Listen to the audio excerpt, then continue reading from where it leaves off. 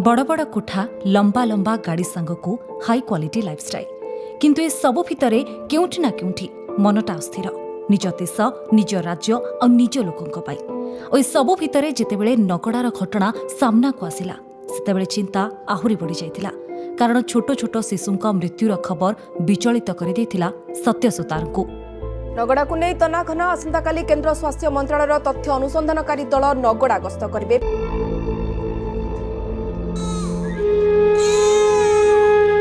19 children have died of malnutrition in the last 75 days in Nagada village of Odisha's Jajpur district. शिशु मड़कर कारण खोजबाकू नगड़ा जिबे केंद्रीय team. Jajpur जिल्लार नगड़ारे जणे परे जणे पिला मरुछंती मृत्यु को रोकिबा सरकारक पई चैलेंज होई गलानी। पुष्टिर ताड़नारे कंकाल सार शिशुंकु देखि सारा देश रे होइतिला चर्चा हेले बदलिनी नगड़ार भाग्य। आज भी नजर को आछि समान चित्र।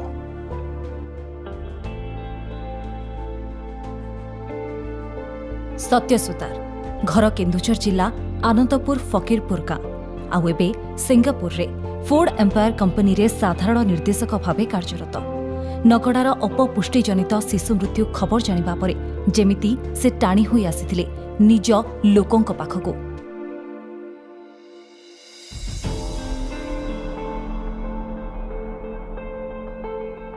भुवनेश्वर रे पहुंचीबा परे सेही लोकमानंक पई किछि करिबा आशा नै बाहरी थिले नगड़ा।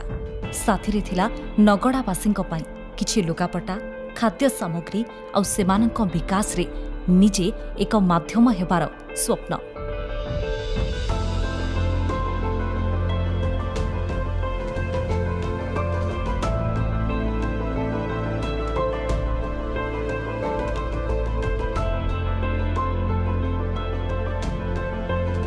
जाजपुर जिला सुकिंदा खणी उपत्यकार नगड़ा 19 जन शिशुंकर मृत्यु खबर सामना को आसिबा परे नगड़ा उपरे आखि पड़िथिला गणमाध्यम प्रतिनिधिंकर।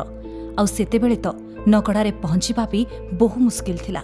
साधारण लोकंक विकास पई सेमानक जीवन धारणर मान वृद्धि पई समय समय रे अनेक योजना करिसंती राज्य सरकार किंतु भोकर भूगोलरु जेमिति बाहरी पारिनी ओडिशार प्रथम राजधानी रही सारिथिबा जाजपुर जिल्लार एही अपहंच इलाका नगड़ा। खाद्याभाव जोगु अपपुष्टिर शिकार हुई 19 जन शिशुंक मृत्युर खबर सामना को आसिबा परे यह समग्र विश्ववासी को व्यथित करिथिला। आउ एहारि भितरे नगड़ावासींक पई किछि करिबार स्वप्न सह आशार आलोक होई पहुंची जाइथिले सत्यसुतार।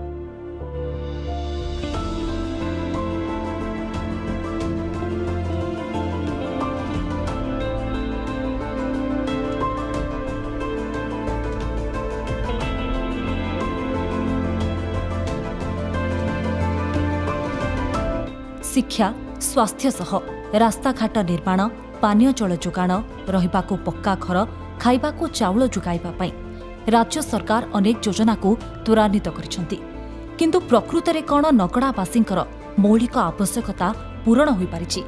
सरकार का योजना गुड़िक कौन प्रकृतरे एमानक दैनंदिन जीवनर आवश्यकता को पूरण करि पारिछि?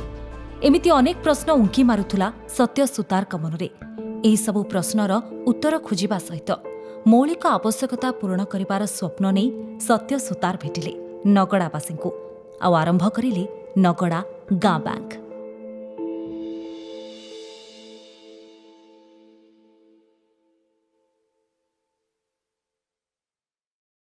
मु आसबार बहुत गोटे बड़ कारण है कि से स्वावलम्बी हे कि निजे परिश्रम करेंगे परिश्रम करके पैसा रोजगार करेंगे ସେଇଟା एक्चुअली मोर उद्देश्य।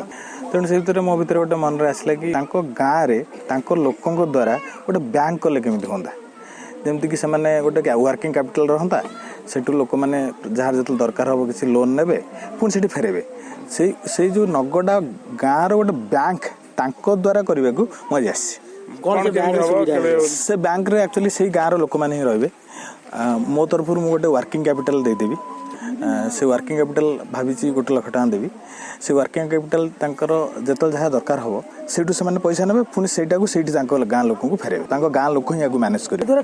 आर्थिक मुझे भावुँ धर जो धर किए चाष कर किए छोट छोट बिजनेस कर धर जो कार धर जो 10,000 टका दरकार है ସେ ସେଇଠି ତାଙ୍କ ଲୋକଙ୍କର ତାଙ୍କର ଗୋଟେ କମିଟି ଥିବ, ସେଇଠି କହିବ ଯେ ମୁଁ 10,000 ଟଙ୍କା ମୁଁ ନେବି ଧାର, ମାନେ ଲୋନ୍ ନେବି, ପୁଣି ସେଇଠି ତାକୁ ଫେରେଇବ, ମାନେ ତାର ସମୟ ସୀମା ଭିତରେ ଫେରେଇବ। ଇଣ୍ଟରେଷ୍ଟ ରହିବ କିଛି ନାହିଁ, ଟୋଟାଲ କିଛି ନାହିଁ, ତାଙ୍କରି ଏ ପଇସା ତାଙ୍କୁ ମିଳିଲା, ସିଏ ବୁଝିବେ। ଆୱାରନେସର ସମସ୍ୟା ରହିଛି, ସେମାନେ ସଚେତନତା ସେତିକି ନାହାନ୍ତି, ସେମାନଙ୍କୁ ସଚେତନ। ଆକ୍ଚୁଆଲି ଏଇ ଯୋଉ ଜିନିଷଟା ଯୋଉ ମୁଁ କହୁଛି ନଗଡ଼ା ଗାଁ ବ୍ୟାଙ୍କ, ଏଇଟା ଆକ୍ଚୁଆଲି କୌଣସି କାହାର ଗାଇଡଲାଇନର ନୁହେଁ, ଏଇଟା ତାଙ୍କ ଭିତର, ତାଙ୍କ ଇଣ୍ଟରନାଲ ଫଣ୍ଡ।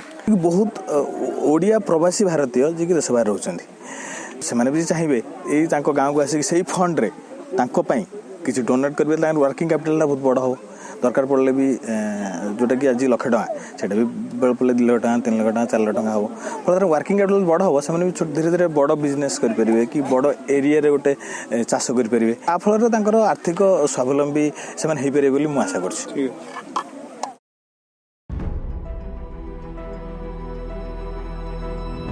ନଗଡ଼ା ଗାଁ ବ୍ୟାଙ୍କ 10ରୁ ଅଧିକ ମହିଳାଙ୍କୁ ନେଇ ତିଆରି ହୋଇଥିବା ଏହି ବ୍ୟାଙ୍କକୁ 1 ଲକ୍ଷ ଟଙ୍କା ଦେଇଥିଲେ ସତ୍ୟ ସୁତାର।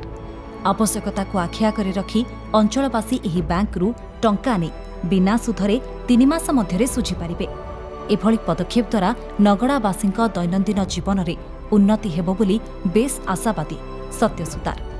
କେବଳ ସତ୍ୟ ସୁତାର ହିଁ କାହିଁକି, ବରଂ ବିଦେଶରେ ରହୁଥିବା ପ୍ରବାସୀ ଓଡ଼ିଆ ହୁଅନ୍ତୁ ଅବା ଆର୍ଥିକ ସ୍ୱଚ୍ଛଳ ବ୍ୟକ୍ତିତ୍ୱ, ଯଦି ନଗଡ଼ାର ଉନ୍ନତି ପାଇଁ ଆଗେଇ ଆସନ୍ତେ, ତାହେଲେ ଭାବନ୍ତୁ ତ ଏକ ବିକଶିତ ନଗଡ଼ାର ଚିତ୍ର କେମିତି ହୁଅନ୍ତା।